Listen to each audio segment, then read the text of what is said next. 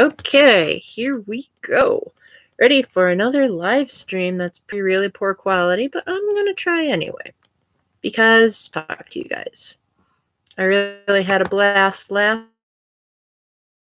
I'm going to have a blast this time, and I'm about. My Facebook says that there's one notification.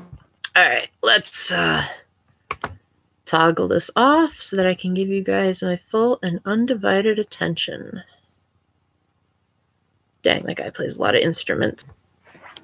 So the main reason I started up this live stream is actually because I was doing some browsing of my groups on Facebook, and the topic came up about then some harmonica, and by the time I was a teenager, became a full-fledged guitarist.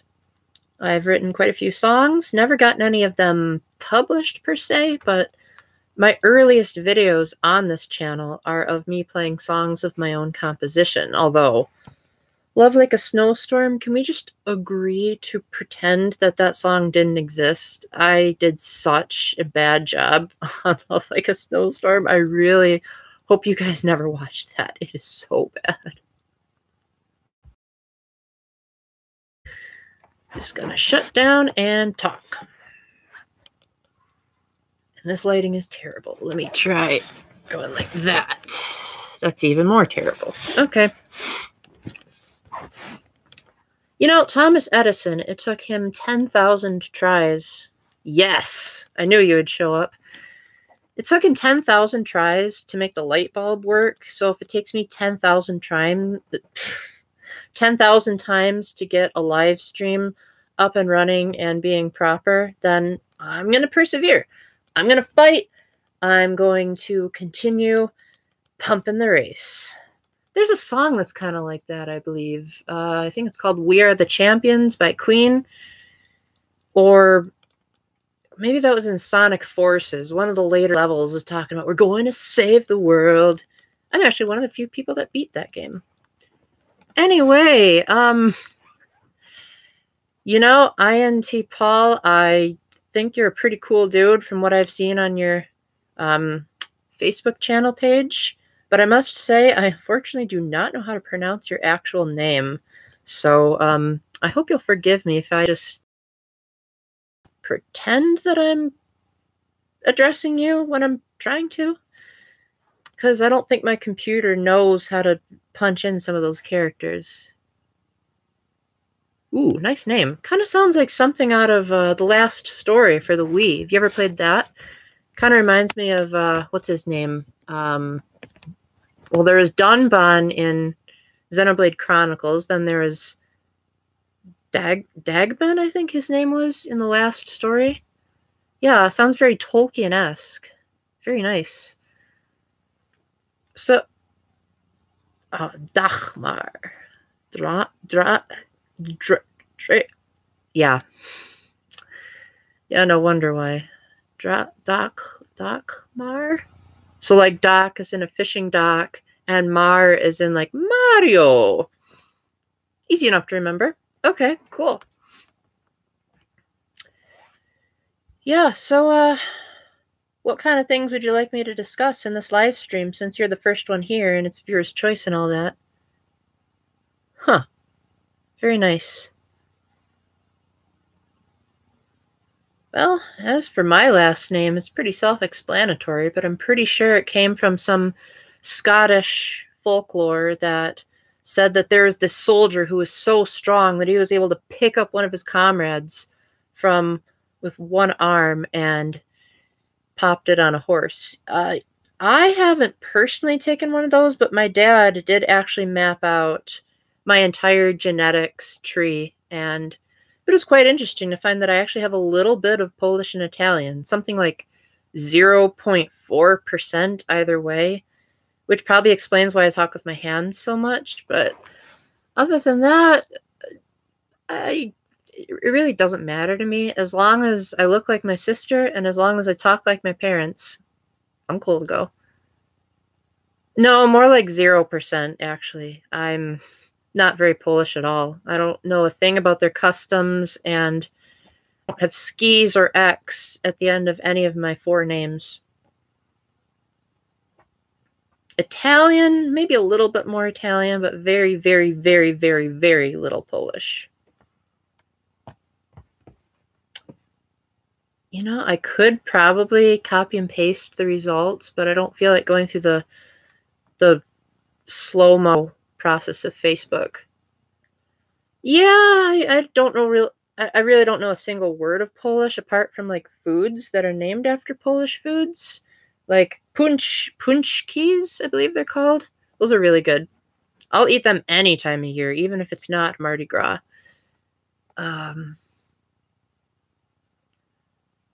Yeah, I can imagine. Aren't those meat pie thingies that like they kind of look like a punchek, I believe is the singular, and then like you're actually eating a hamburger, but it doesn't have the cheese on it? Oh yeah. You know, my grandma used to make these things. She called them meatballs and dumplings, where like the meatballs would have little bits of like these flaky things inside them, and then her dumplings would be like they'd be mostly flour, like lumped up, and they'd be rolled in this like spaghetti sauce kind of stuff. And they kind of give me a stomachache thinking about them, but they are nonetheless one of my best memories of my grandpa. Huh. Well, you know me, I like to put peanut butter on anything, so if I had a peanut butter equivalent of that, that'd be great. I actually took some people's advice from the last live stream and got myself some watermelon cucumber lemonade. Yeah, I know. My tastes are so ridiculously weird.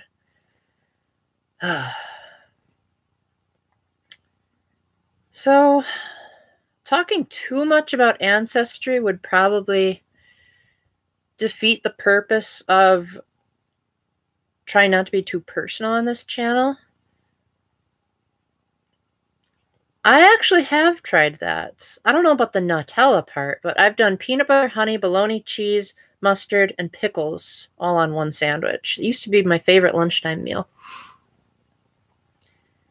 The thing with me is that my grandpa had this slogan of, you gotta try it, and if you don't like it, then don't have it. So I guess for me, like, I learned to just, like, not dismiss any food just because it looks gross. I mean, I'm pretty sure the average person, when they first saw peanut butter and jelly, they probably thought, ugh, this is like the worst thing ever. But it ended up being pretty darn good. Jam and butter / honey. Can't say I've tried that, but it does sound appealing. I do love putting peanut butter on stuff that'll make people have this really crazy reaction. Like when I'm at a party and people are serving hot dogs, I'll say, well, if I could put peanut butter on it, that'd be great. And they're like, ugh, meat and peanut butter, Paul, are you serious? And one time, there were these friends, and we were on a retreat. I really ought to find that video and upload it. I think it's on my old camera, so maybe that's why I haven't yet. But they said, Paul, I bet you wouldn't put peanut butter, jelly, and pickles together. I did. Caught it on video, and if only could upload it, I was loving it. And they were like, ew, Paul, why? Yeah. The things I do to try to embrace inferior intuition. Lovely. Speaking of which, your feeling side has really come along. I must say, I'm quite impressed. I think IPs in general, I think they have a lot more emotional capacity than they're really given credit for. Because, like, my friend Joe, he's fairly understanding and compassionate. Could be that he's Catholic, and, you know, it's kind of our job to be at least attempting to be extroverted feelers because of the whole love one another thing. Good excuse, you know. Most people, they're like, ugh, shadow functions. boring. I don't even want to pretend that I'm one of those because my letters say that I have this function stack. And if I go down to this function stack, then I'm not going to be my letters. And the intuitives say that we sensors are narrow-minded. Boy, have I criticized INTJs a lot. Well, for me, I'd have to agree. I wish I could say that about the ENTJs, though. Oh my gosh, those ENTJs. If I could start a page called Nice ENTJs, I would love to. Except I am not an ENTJ, so. Well, I both know how to and don't know how to answer that question about my IQ because, well, if you watched one of my newest grabber ads for my channel, it's that I'm on the autism spectrum. And so as a result, the IQ test is extremely hard for people like us. But if it wasn't, like if it was designed around our literal thinking, I would probably be somewhere in the hundreds, 110s. I know INTPs love to make fun of me for that. Maybe you're different than the other guy. But the previous guy thought that I was borderline retarded for the actual score that I got. And boy, did he rub it in so that everyone on Facebook could see it. Even made a top 10 reasons why Paul is an idiot. Boy, did I get a good laugh out of that one.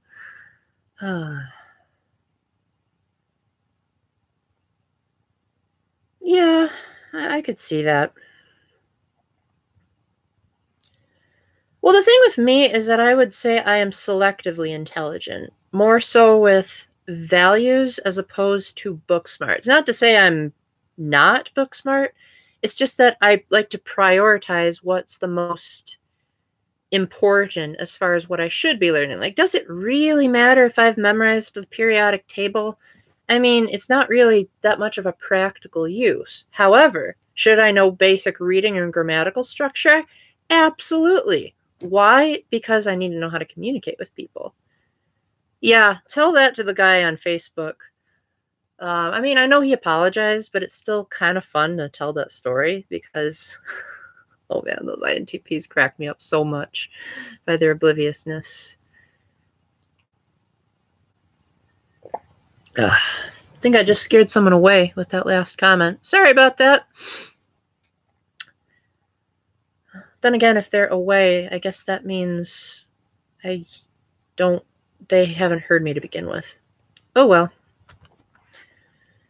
No, I actually took a brain age test, though. And the one that I finally found that wasn't too overly non-literal thinking based, for lack of a better word, they said that I had roughly the mental intelligence of someone who is in their 40s. Now, it's open for debate on this channel exactly how old I am. So if you want to think that I'm 42, go for it. I've got more than enough shagginess to show that I could be. Yeah, if you've seen me in the morning, you'd definitely be like, yeah, that guy's definitely old.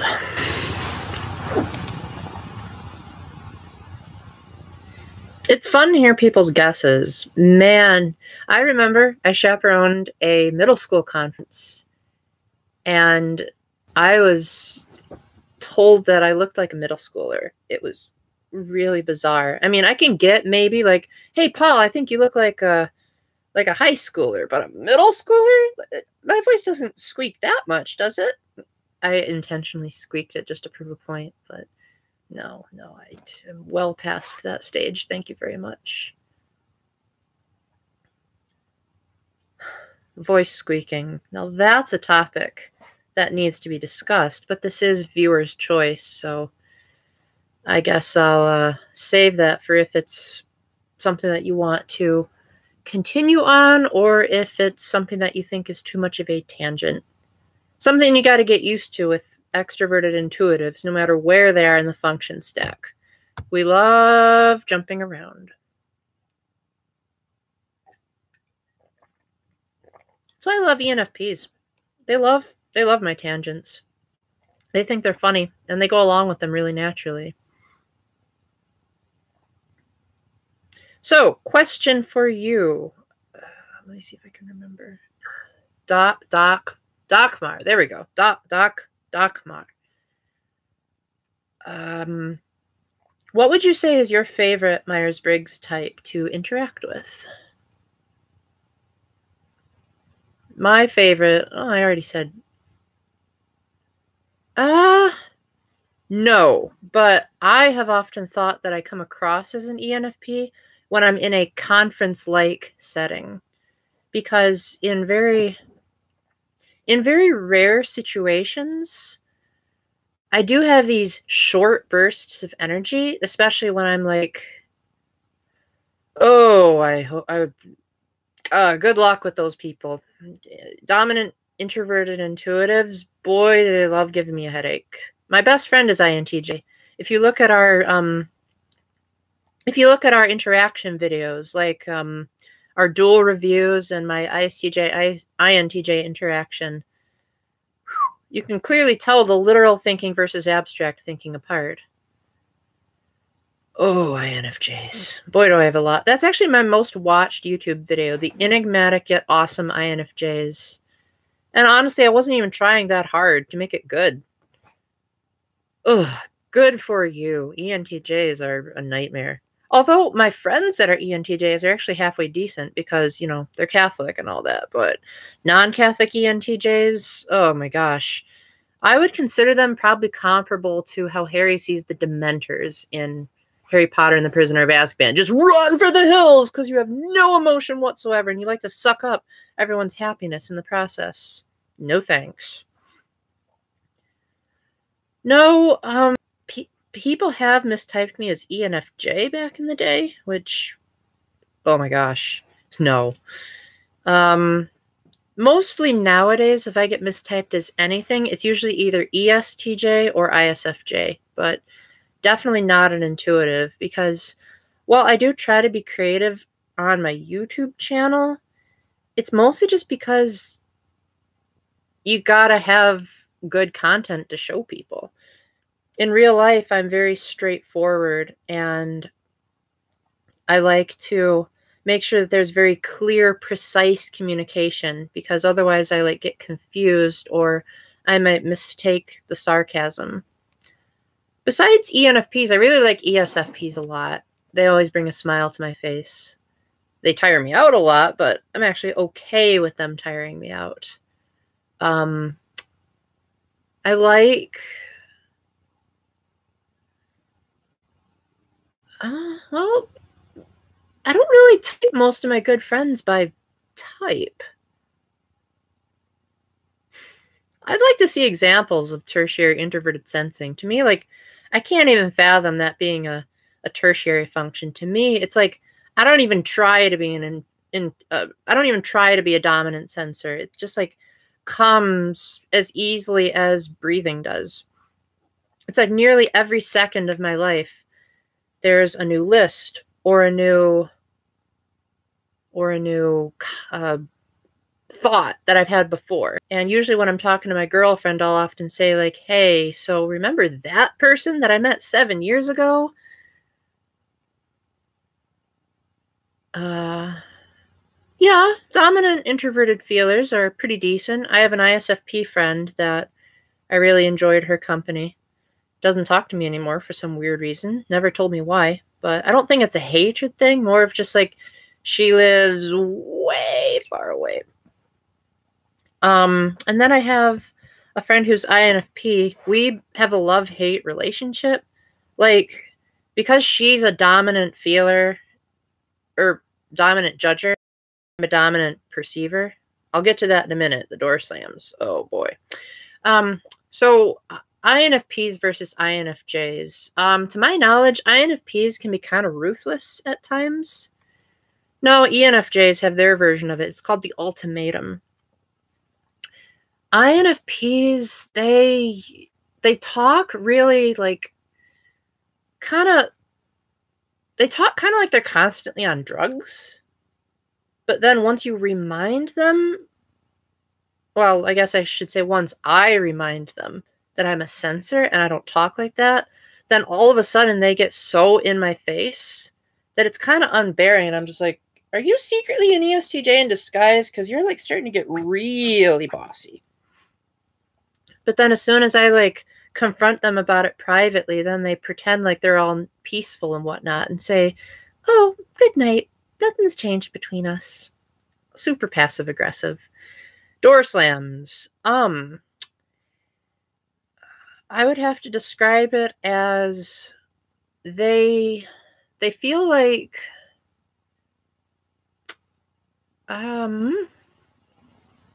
well, probably the first thing it feels like is it feels like a poker is being put on the back of your neck. And as much as you want to remove it, you can't. You're just stuck with this burning feeling on the back of your neck. And then the disbelief starts coming in. You're like, okay, this is not happening. This is just, and my pinky is like tingling just thinking about it. You start to panic over, what did I do wrong? What the heck just happened? I thought I had it all made. I thought I had it perfectly planned out. I thought I had everything all under control. And then you realize that you had no control whatsoever the whole time. And then you just, I'll get to that in a minute too. Then you just begin distrusting everybody. Because I remember I had to talk to my girlfriend pretty heavily and say, hey, this isn't going to cause you to door slam me, or this isn't going to cause you to door slam me. My INFJ, I basically had to like give her the boot camp, but just like, this better not be a cause for a door slam, or this better not be a cause for door slam, because you INFJs, that's your weakness, and you better not be bloating it around like it's your strength. ESTPs, can't say I know too many of them, so I don't really know how to give an answer to that. ENFPs, I think if an ENFP is a good friend, they wouldn't want to door slam because they have introverted feelings so high on their function stack. And so that combined with their extroverted intuition, sort of, they thrive on that intimate loyalty.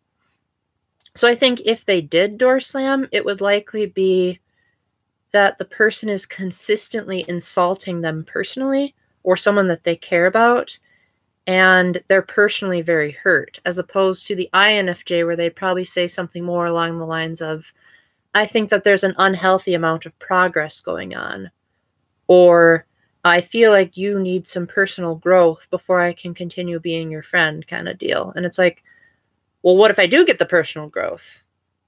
And then they say, well, too bad, I'm still done with you.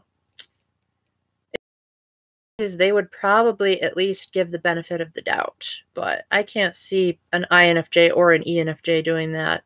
Besides, maybe if I like got hit by a car and was like bleeding to death. I mean, that's pretty much what the last door slammer said to me, was only at your deathbed, Paul. I could quote it if I wanted to, but I don't want to because that would tear open the wounds a little bit. I think the type that it would hurt the least to be door slammed by would be the ENTJ. Not so because they're polite. On the contrary, they're often the type that doesn't care about hurting people's feelings, but mostly just because I sort of expect them to want to be cruel by their nature. And so it's like, what else is new? You ENTJs love ripping out people's hearts if you've ever seen Once Upon a Time. So what else is new? Of course, I actually showed that clip to my friend of mine who's an ENTJ, and she said that that was totally inaccurate of her. But then I said, well, do you treat people like that at work? And then she kind of got a little bit embarrassed.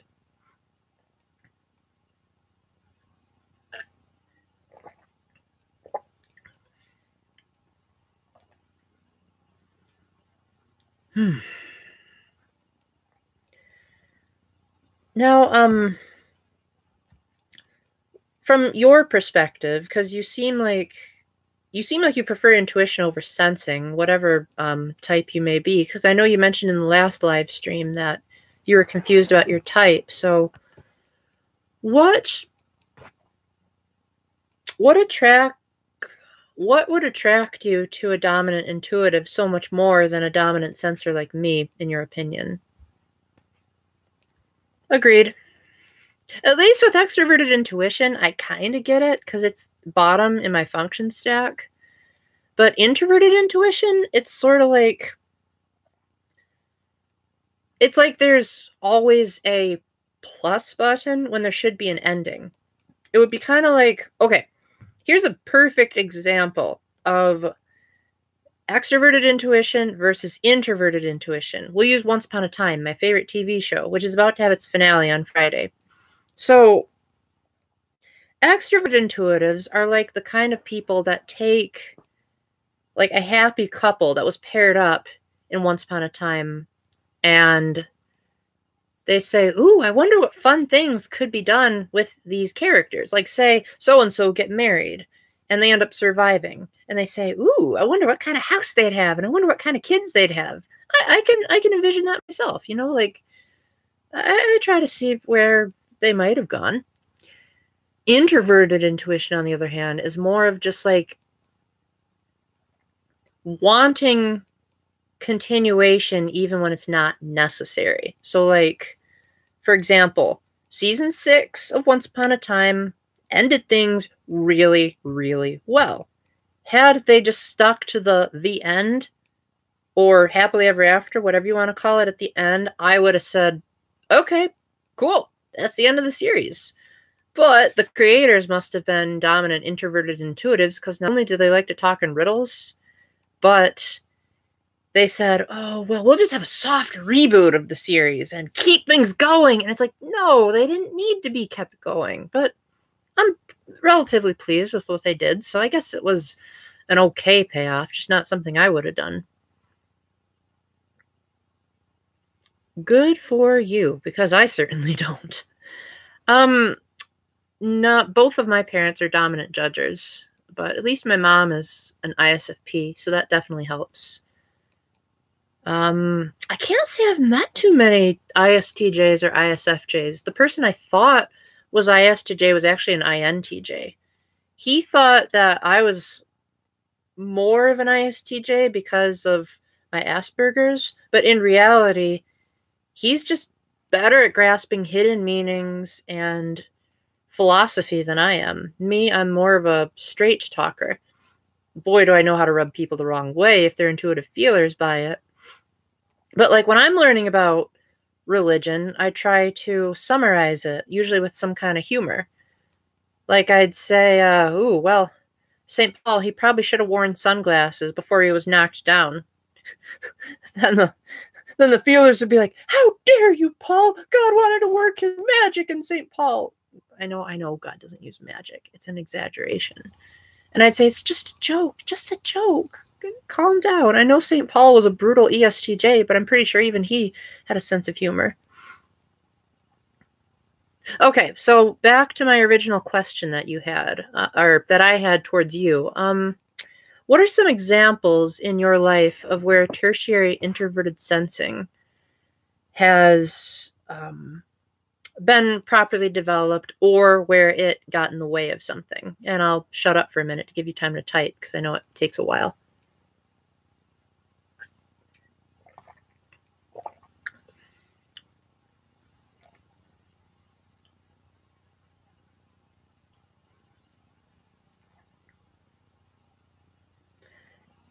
Yeah, you can go ahead and talk about those. I can't say I know what they are, but I know what introverted sensing, introverted feeling loops are, but never introverted thinking. That's simply called being an ISTJ right there. But I'd like to hear it from your perspective.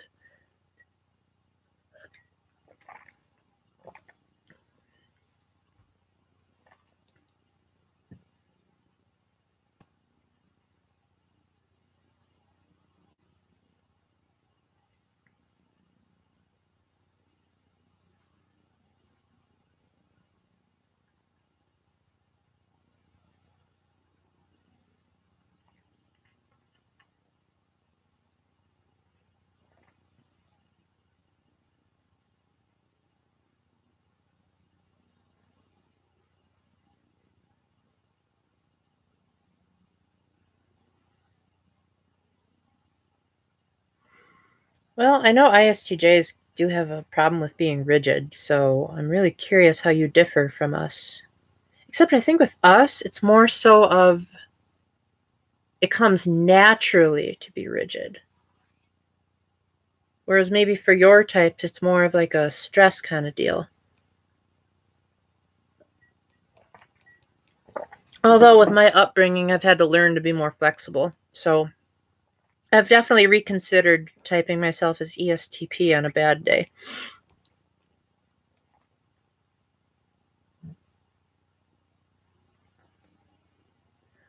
I figured you'd say that. I heard that most people with tertiary introverted sensing, they hardly use it to begin with, so they don't really think about where it comes into place. Actually, now that I think about it, I'm pretty sure IP types in general have a hard time describing their tertiary function, because I asked my ISTP friend how he would describe his tertiary intuition, and he almost was like, intuition? Since when do I use that? And I was like, it's your tertiary function. You use it more than your feeling. And he's like, if I do use intuition, I'm not really sure how. So maybe there's not as much of an incentive to use the tertiary. If you guys are dominant thinkers. Oh, yeah. Yeah, that kind of would make sense, actually. Well, from a dominant introverted sensor's perspective, it basically means we're constantly living in the world of lists, facts, the past, more of the past, more of the past. You get the point. For me, like I'm explaining to my mom how all of Once Upon a Time is fitting together. And I'm saying, well, they referenced this way back in season 2, which was brought up again in season 5, and then they're going to tie it all together in season 7. And she's like, wait. You remembered something from season 2? I hate working out. Not because I'm lazy, but because I don't want to look too much like Captain Falcon.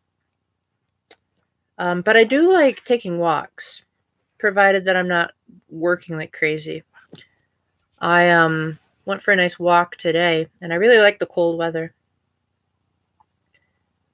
But yeah, I like having a routine. I just don't like it to be so stifling that I can't handle a change. Like, if there's going to be a change in my routine, I usually like either advance notice or time to plan for the alteration. Like if someone just says, hey, Paul, guess what? My brother, he's an ISTP, borderline ESTP, does this to me all the time. Says, hey, Paul, I'm bringing over some friends. And I'm like, when? He'll be like, right now. And I'll be in the middle of a nap, and they have to go through my room to get to his. So, yeah, not my kind of thing. Yeah, that's me too. I love going on the internet and like looking up, say, every weapon in The Legend of Zelda Breath of the Wild, or every stage in Super Smash Brothers, every song in Super Smash Brothers for Wii U. I love just those lists of everything put in their place, organized in its own structure. It's really quite fun. And I love remembering dates. Like I love remembering specifically the day that my girlfriend and I first started dating. I love remembering specific years. I'm really good at remembering, say, the year when something came out, or I'm good at remembering what season of a show something happened in. And people ask, how do you do it, Paul? And I don't even know how to answer. I'm just like, it just comes. There's not really a process. I just do it. Kind of like how you don't think in your mind, I am going to scratch the back of my neck because I am nervous. You kind of just do it. It's sort of a thing. Just like I didn't consciously say, I am going to move my eyes away from the webcam. It just happened. I guess that's how I would describe the dominant function to begin with, is it just happens. Although in the case of the ENTJ, I might have to say, hey, I know that you just happen to be rude, so don't be rude. And see how they take that. That'd definitely be an interesting experiment. Excuse me. So what are your general thoughts on what I would call your inverse type. Now that's not like an official Myers-Briggs term here. Like, I guess the ENTJ would be yours because they also lead with thinking and then have intuition, but for them it's extroverted thinking versus your introverted thinking. So I'm curious how you view the ENTJ's function stack. Yeah, that. I'm curious how you view that.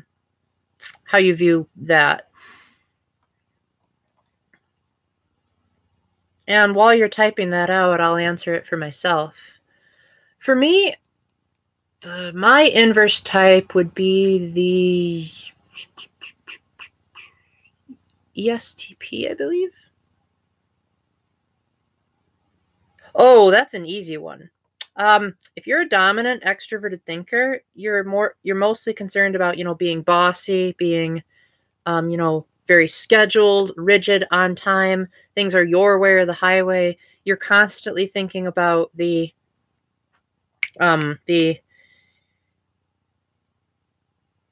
like how is everyone else, how is the system going to affect the broader majority? Whereas dominant introverted thinkers sort of think of things for its own sake. Like they might talk about, say, the end of the world, and they might not necessarily care what's going to happen. Like they're not going to be thinking, oh, well, this is the appropriate amount of food and water and clothing we should bring. It's more of just like, so what do you think the end of the world is going to be like? That's why I picture every INTP talking, by the way. And they just ponder things for its own sake. Whereas an ISTJ would say, okay, well, let's legitimately think. If the end of the world is going to come, do we have the resources in order to be able to say we can go to heaven with a clear conscience? Because if Jesus comes tomorrow and he's like, seriously, Paul, you weren't prepared for this. I thought I gave you more than enough leeway for this. I don't think I'd want that. The INTP, I don't know if you apply to this, but from my understanding, they'd be more of just like, well, if God sticks me in a pit in hell, no matter. But just out of curiosity, what do you think hell's gonna be like? Even if they might never get to hell, they still want to talk about it. Weird. But that's how they think, I guess. As for me, my first thought was that I was an ESTJ. Then I realized I'm not that bossy. I can be. I have my moments where I know how to really lay the smack down, but those moments are usually once or twice a year. Whereas for ESTJs and ENTJs, it comes naturally. For me, I prefer being told what to do. I like it when I'm at my job and one of my bosses comes and says, Paul, I need you to do that. And I'll be like, okay, no problem. As long as you tell me how to do it, I'll do it. And so as a result, they say ISTJs make for really great subordinates. So when you say your aha moment, what was the defining detail that got you to realize, oh, I'm actually an INTP. I am not an ENTJ at all. Was it the fact that you realized that you actually had kindness? Oh, there's one more person watching this. Hey, second person. I'm glad you could join us. We're doing viewer's choice today, so whatever you want to talk about, we can do. We've been doing Myers-Briggs so far, but if you feel like a diversion, I'm up for it. Hey, Adam! Long time no see. Welcome. I'm glad you could join us. Oh, man, I've missed you lately. You should come back to the GRC sometime.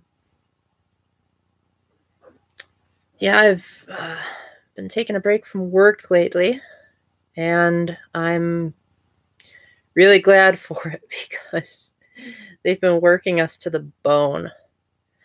Now, I won't... Oh, you've changed to ESFP, huh? Yeah, because you said you were ENFP when I last saw you. So, what got you to realize you're a dominant sensor as opposed to a dominant intuitive?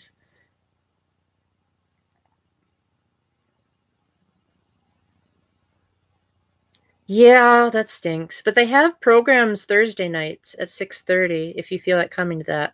I don't want to go into too much detail because this is a public page, but if you're free on Thursday nights from like 6:30 to 8:30, they have some really cool stuff. Very nice.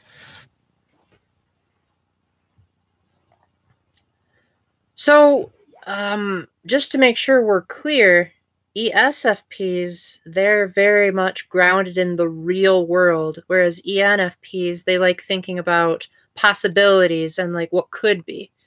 And ESFPs are more like, ooh, pizza, I want it now. Or like, ooh, leaves, let me go jump in that pile. Whereas ENFPs are more like, ooh, bottles. Hey, maybe one day we can collect enough bottles to build a tower to the moon. Yes, I know people that have actually said stuff like that. It's pretty funny. I don't know if you saw the earlier parts of my live stream, but I was actually talking about how ESFPs and ENFPs are two of my favorite types.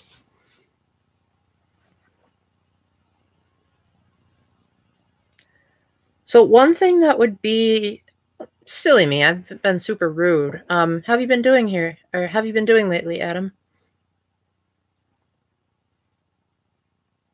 Yeah, I know. They're lovable types for sure.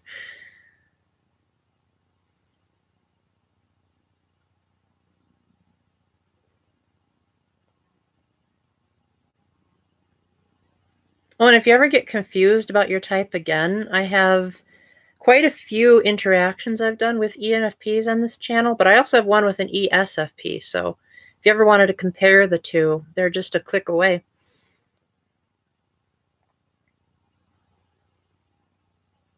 I can't say I know what that means, but I'm glad you're doing better.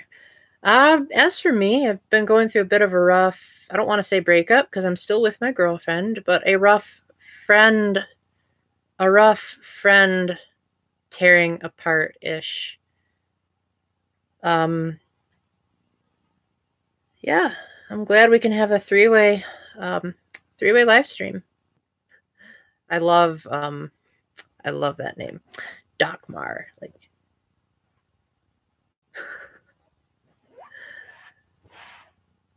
yeah, the door slam is terrible. Basically, in my opinion, now I could be wrong about this, but oh dear, yeah, that stings. It could just be my computer.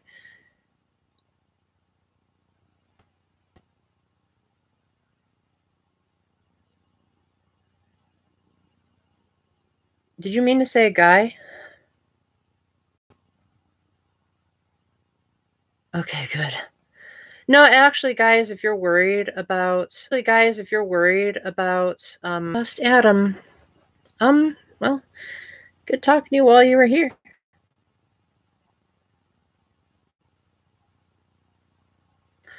I'm really sorry to hear that. Here, let me try getting closer to the Wi-Fi.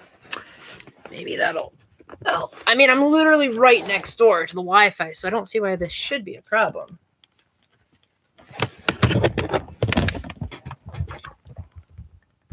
Okay. Here we go. All right. I am literally like within like almost reaching distance of the Wi-Fi. Hey, this is almost like Skyping.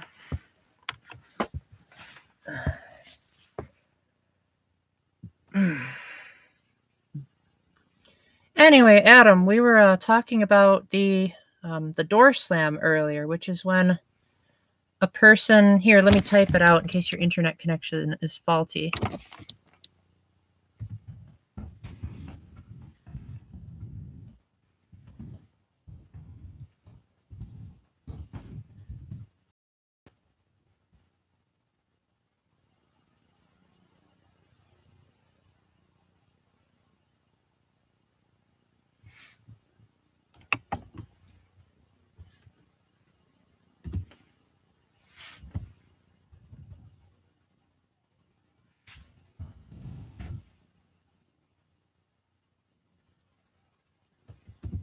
Okay, now it's going slow on me, even though I'm literally right next to the Wi-Fi.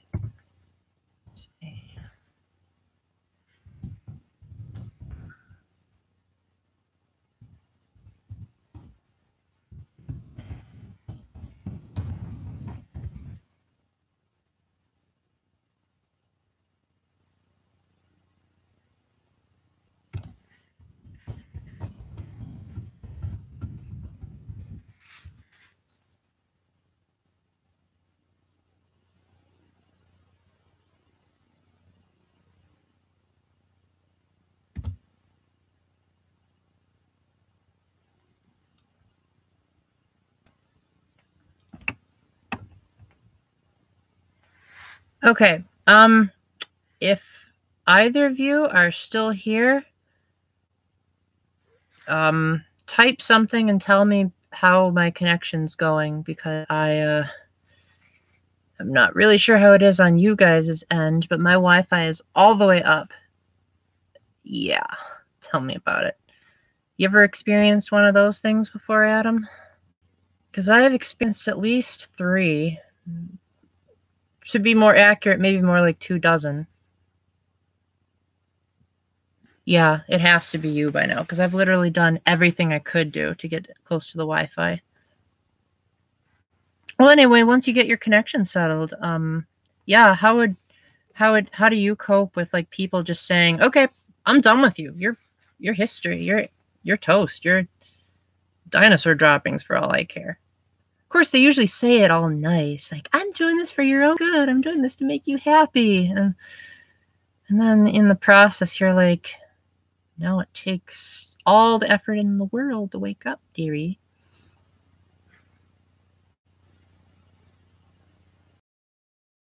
Now that I know it's me, I can get to a slightly more comfortable angle. I don't know if it's just my webcam or not, but boy, does this really show my age. Okay, here we go.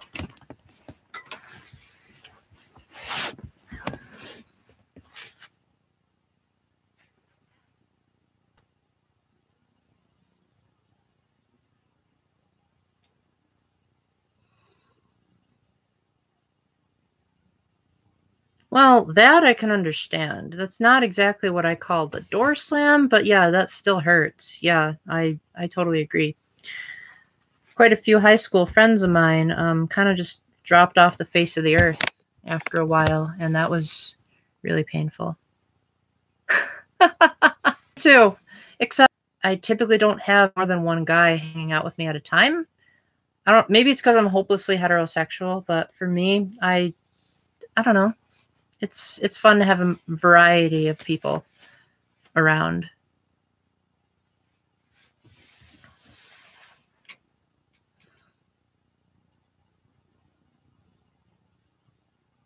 Speaking of which, I don't know if any of you ever heard the origin of that, but when I keep saying I'm hopelessly heterosexual, it was actually an insult that was given to me by a bisexual, but I took it as a compliment. And now she has never heard the end of it since, and I think she kind of regrets saying that, although in her defense, she's been saying, "Well, I don't remember ever saying that." I'm pretty sure that's just her way of saying, "Oh, Paul, I meant to insult you."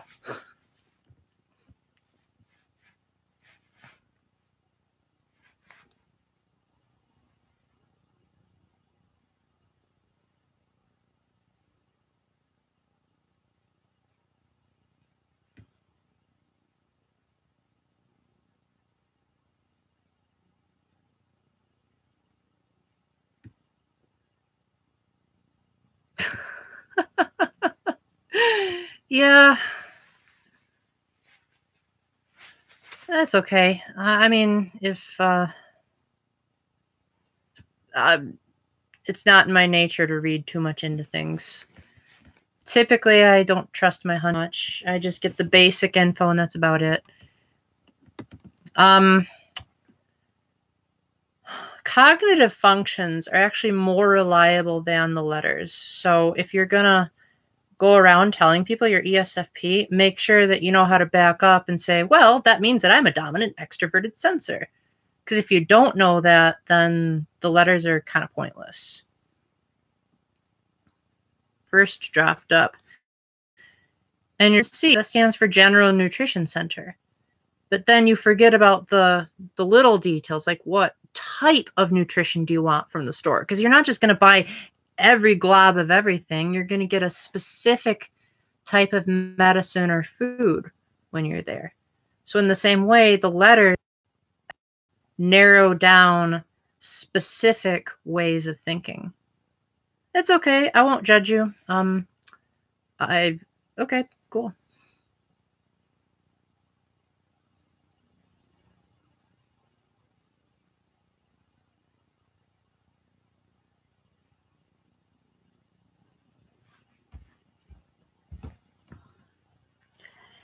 Anyway, Dakmar. Oh, man. You shouldn't have told me that, because now I'm going to have dreams of a fishing Mario game in the future. Dakmar. I love that name. So, functions theory. What I really love about the ESFP is that their tertiary extroverted thinking, well, I guess ENFPs have that too, is they have this tendency to sort of like be surprisingly practical. Like, they don't come across as like they'd be the most wise and intelligent people in the universe, but then they'll like just out of nowhere come up with this really amazing thought-filled sentence that I'm just like, okay, I didn't know you had that in you. And in fact, one of my ENFP friends, I just flat out said, I thought you were just a bumbling idiot when I first heard some of her words of wisdom. She's now married, by the way, so yay for her.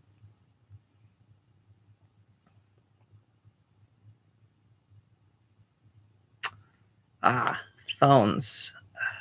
You know, Adam, I think if you can hear me, I think that might actually be the main problem, is the fact that you're watching this on the phone. Because I'm filming this off of a laptop, and I'm pretty sure phones weren't designed for live streams because it depends on the Wi-Fi service and the data and all that. Then again, I have a pretty ancient phone, so my phone can't even get data even if I want to. In fact, I can actually show you right now. It's one of these old-fashioned flip phones. Love them so much. Ooh, just got a text.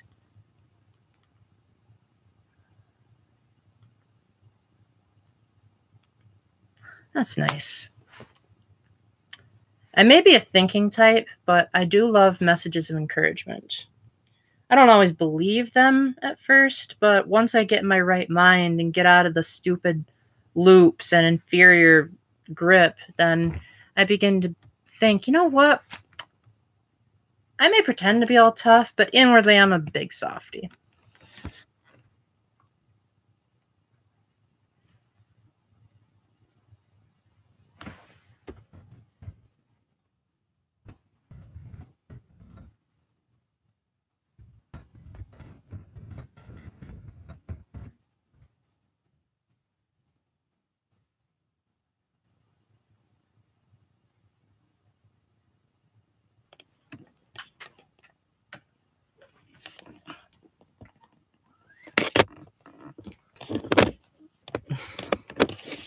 Oh, good. Yes, that'd be great. I can't say exactly when my next stream will be because it really all depends on work and whatnot. But all things considered, I will probably do it on Friday. In fact, I'll probably have that as the last comment before I log off, or I'll make an announcement video. I'll probably do it on Friday because I don't have work on Fridays until like September.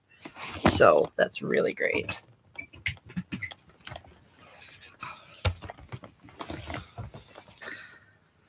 I wouldn't say I'm a teddy bear, more like a dog that comes across as kind of fierce, but like is secretly licking your cheeks. Even though I'm actually kind of squeamish when it comes to physical touch. I mean, I like hugs and all that, but not much more. So yeah, I know that's one of my top love languages, but surprisingly, I don't like using it around too many people.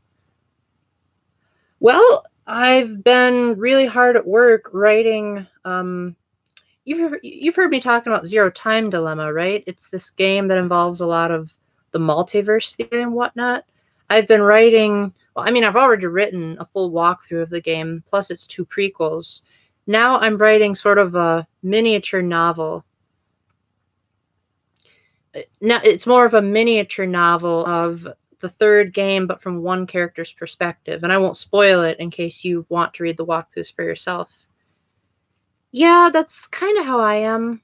Sometimes I ask people for a hug if I meet them at a conference and I'll never see them again. But if it's a guy that I know really well, I'll typically watch and see if he's okay with hugging. Because some guys don't like hugs. And it's awkward to ask that, so I just wait for them to make the first move for me. Another thing I'd like to do on Fridays would be catching up on my backlog of Super NES games. I recently started playing Donkey Kong Country a bit more. I think it was earlier today. And I really want to review that game because I was a huge fan of Donkey Kong Country Returns and Tropical Freeze. This game, oh my gosh, the pit detection is really quite awful. Maybe I'm just terrible at Super Nintendo games, but I fell into more pits than I can count just by trying to jump. And mind you, I am really good at platformers, so if a simple jump can throw me off, I think it's, yeah. I mean, it's a hard game to begin with, but it seems unnecessarily hard because I pretty much have to, like, do the rolling jump just to get across, like a simple jump that in Mario you would just have to press the A button for.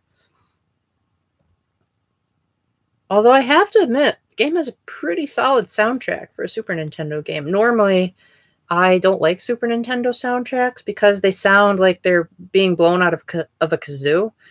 But Donkey Kong Country actually manages to feel semi-real. Like you can almost hear the flutes playing in the factory levels. It's quite nice. Have you ever played any Super Nintendo games, Adam? I know I keep asking you that, but it's been a while, and name of the channel's Nintendo Nerds. Might as well get Nintendo in there somewhere. Oh, favorite soundtracks. I wanted to make a video on this, but it was too hard to describe it abstractly. But now that it's a live stream, I could say I really like the Super Mario Galaxy games. I love The Legend of Zelda Skyward Sword, Kid Icarus Uprising, Fire Emblem Echoes, pretty much anything that's fully orchestrated. I love it. I love The Wonderful 101, Harry Potter, all of those movies, except Prisoner of Azkaban. That was kind of weird, but all of those movies have good soundtracks. I really like pretty much anything that either John Williams, Howard Shore, or... Oh, yes! Yeah, baby. Yeah. Get this. I even have the official Super Mario Galaxy soundtrack that I got for Christmas. And if you ever, like, actually show up within eyesight of me, I'll definitely have to bring that CD along.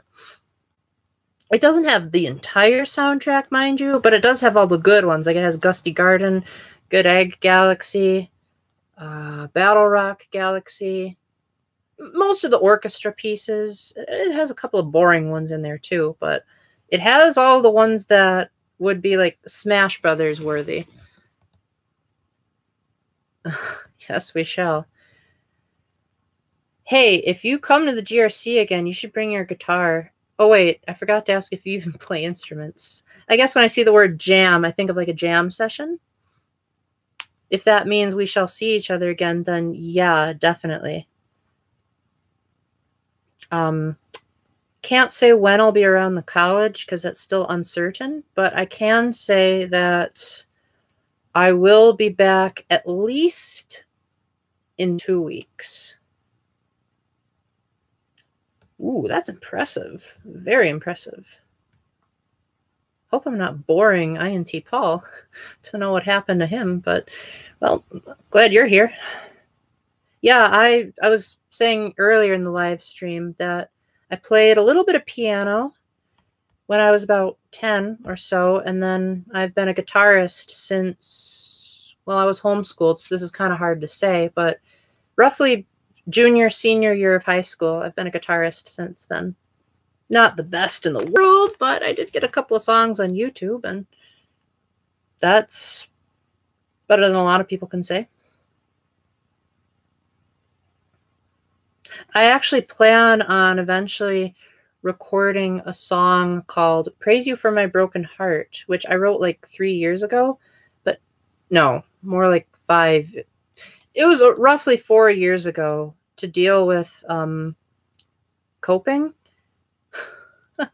You flatter me. Yeah, I wrote the song. It's called The Knife of Fire. It was meant to be a depressing praise and worship song. Like, basically telling God about all the things that I was upset about, because there's an entire book in the Bible called Lamentations, and it's where the guy is basically being miserable the whole time. And I thought, I want something that's telling God, you know what, I'm going to trust you despite the hardships. Because I go to praise and worship, and I'm usually in a really bad mood, and they're singing, like my heart will sing, blessed be your name. And I'm just like, I don't feel like singing. I don't feel like dancing right now. I feel like being miserable. And so that's where Knife of Fire came in. What are some of your talents apart from recorder?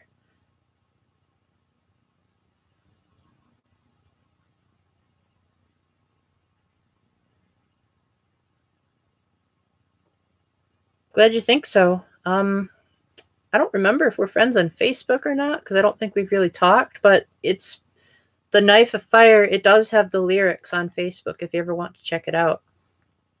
Although it doesn't have the music, you just have to imagine how I'd musically interpret it.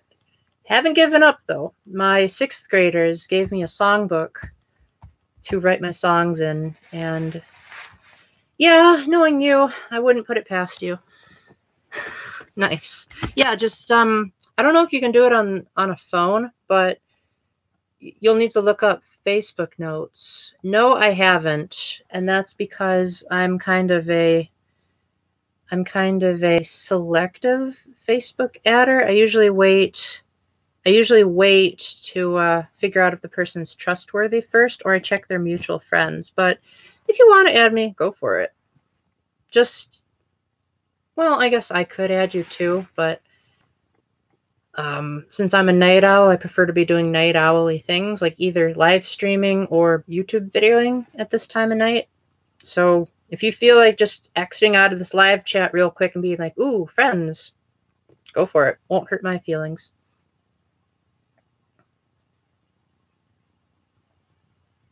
Just don't go broadcasting my Facebook name to a bunch of people, because there are some people that are watching my channel that do not know my real name, and I'd like to keep it that way if that's all right with you guys. That'll be a while. Oh, wow. Dang. Hope you have a good time, Adam. Good to know. You can call me Paul. I say that at the... yeah, at the start of every video I make, except the live streams, I say, hey, my name is Paul. So you all know that my name is Paul, but just don't go further than that. Oh my goodness. Yeah, it's stupid late over here. So I reckon you'll be up for quite a long time. You know, that actually reminds me. Lately I've been sort of trying to... Eating dinner that late, are you? Well, I hope you enjoy your enchiladas. Yeah, speaking of 8, that reminds me, I actually wanted to invent my own accent. Like, I know I'm never gonna switch from being full-on American. That would be cool if I could start talking like Daniel Radcliffe all the time. Yeah, I do that all the time. Sometimes I'll have, like, breakfast at 2 o'clock. It's crazy. Yeah, that would do it in my book, too. But yeah, so as I was saying, I wanted to imitate my own accent. That's why I try to pronounce things slightly. Ooh, yes! Totally. Yes! Heck, I could be British right now. I could say, blimey, Harry, I didn't know you knew about the Hallows. I know that's not an actual sentence in the book, but I just felt like imitating Ron for a minute there. Blimey, a baby. I feel so angry all the time. Oh, yeah. Whoops, sorry, forgot about that. Just put in, Paul, I don't think you're rubbish, and that'll be a nice British word there. But yeah, like when I'm praying, I like to accentuate the T's, because most of us Americans, we skip the T's. Like we might say, it's almost time, instead of it's almost time. So I try really hard to enunciate those, and I really try to make sure that every syllable is properly pronounceable, so that, say, if I'm talking to a Brazilian, it's easy for them to understand what I'm saying, or at least I'm trying to say what they can understand. And I try to pronounce their names just right. I really, really try. I'm not one of those people that thinks, oh, well, because I have an accent, therefore I have to mispronounce your name. It's like, no, if you tell me your name is Raquel, if you're from Australia, then I'm going to call you Raquel.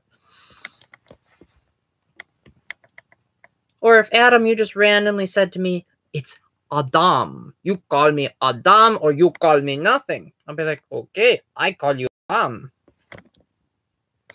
Just like I tell all my Rhode Island friends, I say, my name is Paul, not Paul. Hilarious how they get the U and the A mixed up.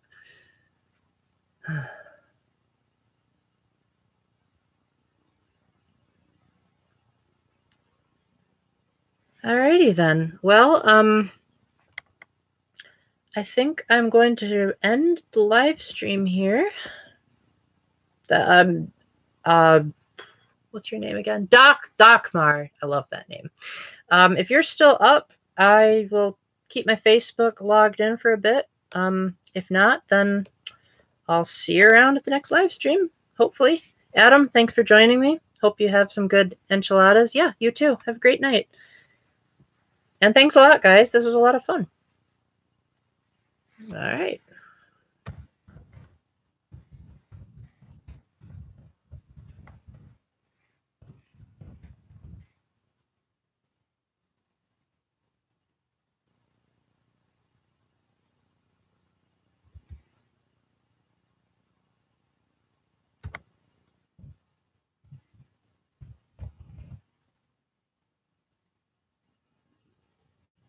Sounds good.